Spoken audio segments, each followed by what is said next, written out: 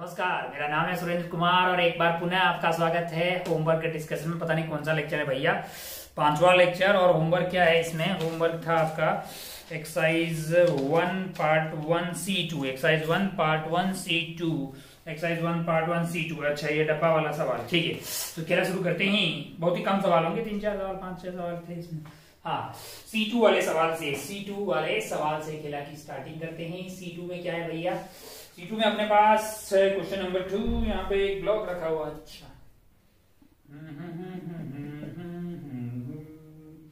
यहाँ पे है नीचे B जो कि है 10 kg के ऊपर रखा हुआ है 5 kg। और आपसे in the given figure find the acceleration and the friction force involved. अच्छा, सबका निकालना है। मैंने कहा पहले वाले का निकाल लेते हैं भाई। यहाँ पे म्यू 0 है, यहाँ पे म्यू क्या है? 0 है, और यहाँ पे भी म्यू 0 है। अच्छा, बहुत बढ़िया, बहुत खूबसूरत। और इस पे लग रहा है इधर की तरफ कितना है? 15 न्यूटन लग रहा है। क्या लग रहा है? 15 न्यूटन लग रहा है। इसका नाम अनीता है, इसका नाम बबीता है। ए एंड बी हो गया भाई साहब। ओ ये अपने ग्राउंड जी है। तो हमने कहा भैया यहाँ जब फ्रिक्शन ही नहीं है तो यहाँ कोई मतलब जो यहाँ पे कोई फ्रिक्शन नहीं होगी और यहाँ पे कोई फ्रिक्शन नहीं होगी, तो 10 का तो एक्सेलरेशन 0 हो गया। एक्सेलरेशन ऑफ बी क्या हो जाएगा? 0। और एक्सेलरेशन ऑफ ए क्या हो जाएगा भैया? खींचने वाला फोर्स है 15, रोकने वाला कोई नहीं है। 15 डिवाइडेड बाई 5 यानी कि 3 मीटर पर सेकेंड स्क्वायर। ये तो आथू हो गया पहला वाला, तो है ना भैया? बहुत ही बढ़िया। सेकेंड वाले का फोटो बनाते हैं। सेकेंड वाले में क्या है? सेकेंड वाले में भी ऐसा ही है। सेकेंड वाले में म्यू चेंज किया होगा। ये है आपका 10 किलो और उसके ऊपर रखा हुआ है 5 किलो। फोर्स इधर लग रहा है 30 न्यूटन। क्या लग रहा है? 30 न्यूटन लग रहा है। और म्यू है यहाँ का 0.5 और यहाँ का भी है 0.5। यहाँ का क्या है? 0.5। मैंने कहा अच्छा, अगर आप ध्यान से देखें तो पहले मैं यहाँ का मैक्सिमम फ्रिक्शन निकाल लेता हूँ दोनों जगह पे। यहाँ का मैक्सिमम फ्रिक्शन क्या होगा? 1/2 हो गया म्यू, और नॉर्मल कितनी होगी? मैंने कहा 15, 150 से ये कितना आ गया? 75। मैंने कहा मूव नहीं करेगा भैया, मूव नहीं करेगा। अगर मैं इन दोनों को सिस्टम ले लूं तो इधर की तरफ है 30 और यहाँ फ्रिक्शन मैक्सिमम हो सकता है 75। यहाँ पे मैक्सिमम क्या हो सकता है? 75। तो ये तो पक्का मूव नहीं करेगा, ये तो पक्का मूव करने वाला नहीं है। अब अगर आप ध्यान से देखें तो यहाँ का मैक्सिमम फ्रिक्शन पहले निकाल लेते हैं। यहाँ का मैक्सिमम फ्रिक्शन आएगा आपके लिए 1/2 इंटू 50 जो कि होगा 25। ये मूव करेगा भाई साहब। अगर ये मूव करेगा तो इस पे क्या लग रहा है? इस पे इधर की तरफ 30 लग रहा, मतलब 30 खींच रहा है, तो फ्रिक्शन क्या लग रहा होगा? मैक्सिमम औकात 25 लग रही होगी। 10 kg वाले पे क्या होगा? इनका ये 25 इधर लग रहा होगा, तो इधर की तरफ जो है ग्राउंड इस पे फ्रिक्शन लगा रहा होगा 25। मैक्सिमम क्या हो सकता है? 75 हो सकता है। तो एक्सेलरेशन का नाम बी है, बबीता इसका नाम अनीता है।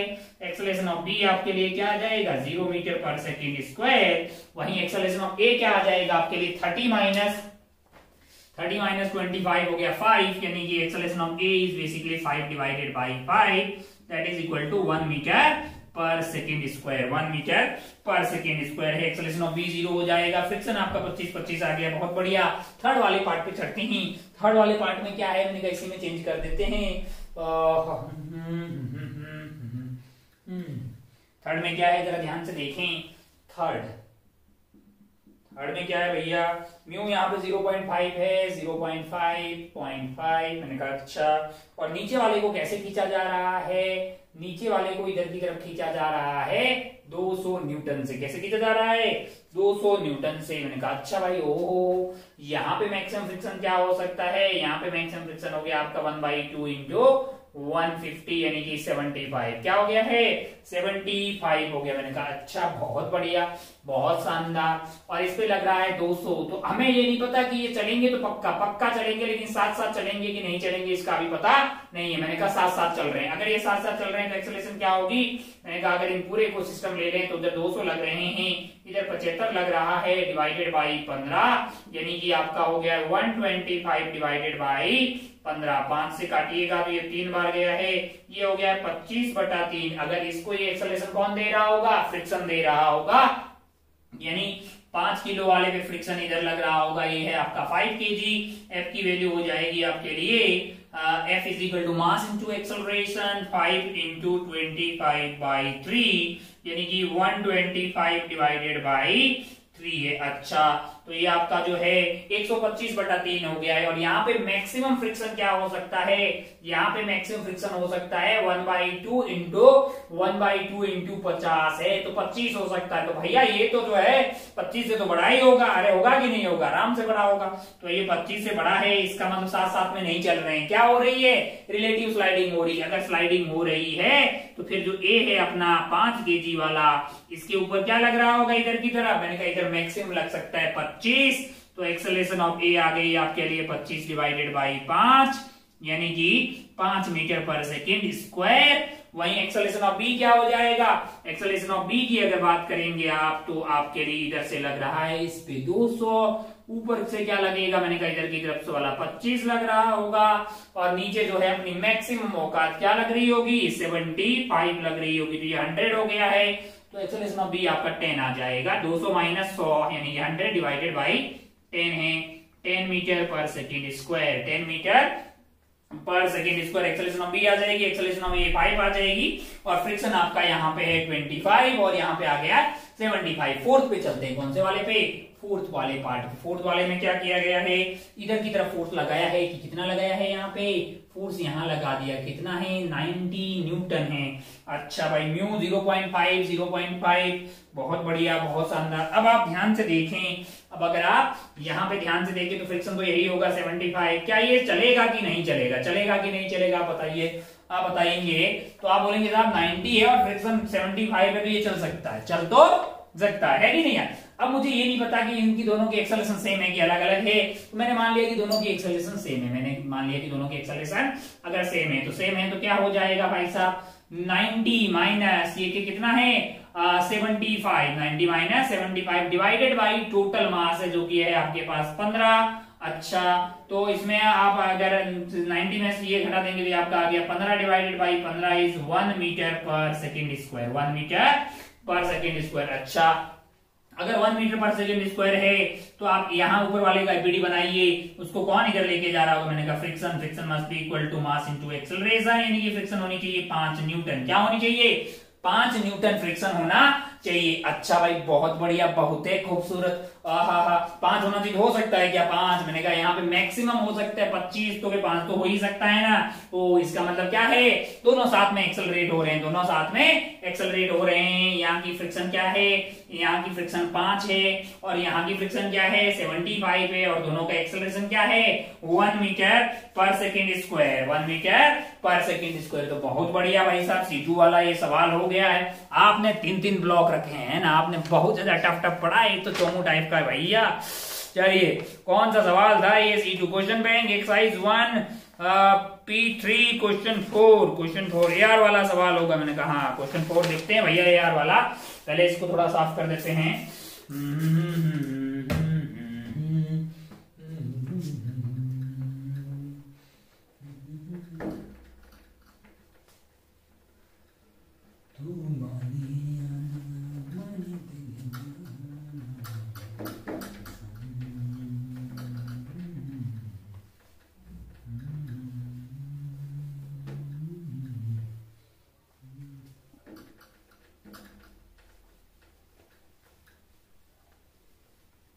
चलिए, क्या सवाल है, AR वाला सवाल है शायद, AR वाला सवाल है।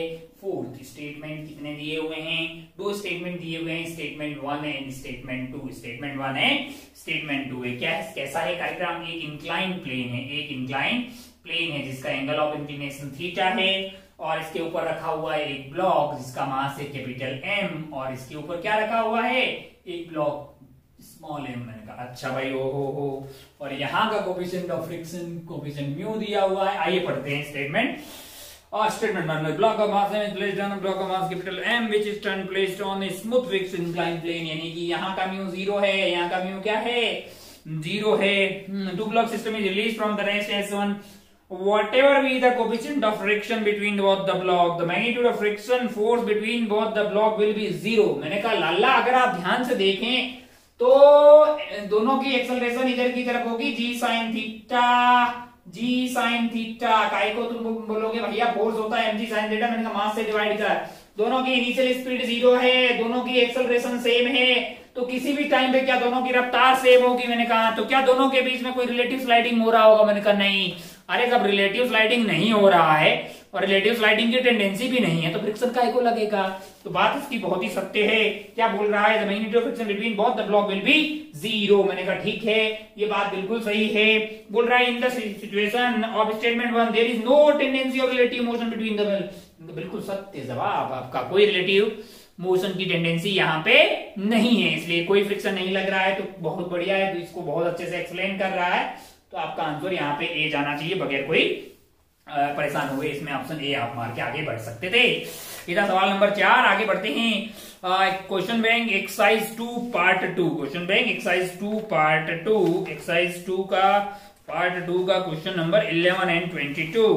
मैंने कहा देख लेते हैं भैया 11 में क्या है और 22 में क्या है। बस कमी तो सवाल थे, इसमें तो हो जाएगा ये खत्म। Question number 11।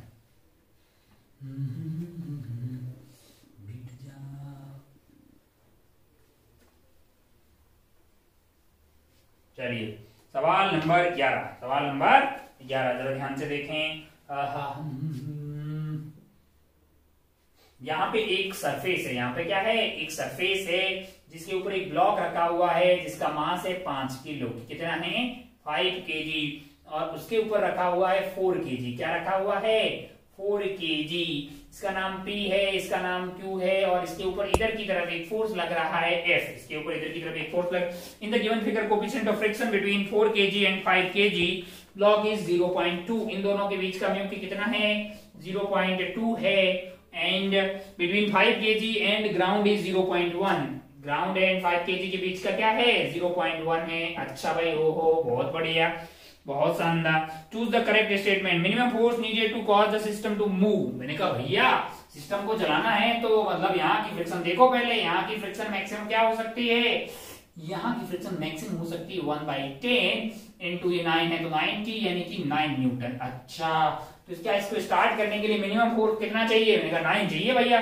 पहला ऑप्शन तो गलत हो गया आपका, A B C D first गलत हो गया है। अच्छा, यहाँ पे मैक्सिमम फ्रिक्शन क्या हो सकता है ये भी निकाल लेते हैं। यहाँ का मैक्स फ्रिक्शन जो हो सकता है वो है आपका 1/5 इंटू 2/10 यानी 1/5 इंटू 40। ओहो 8 न्यूटन होकर क्या हो सकता है? 8 न्यूटन। आगे बढ़ते हैं। when force of 4 Newton static when force is 4 Newton static friction at all surface is 4 Newton to keep the system at rest। बोल रहा है कि अगर F की वैल्यू 4 हो, मैंने कहा यहाँ 4 होगा लल्ला, तो यहाँ पे हो जाएगा 4 और यहाँ पे कोई टेंशन ही नहीं आएगी, मतलब कोई फ्रिक्शन नहीं होगा। तो यहाँ 4 होगा, यहाँ 0 होगा।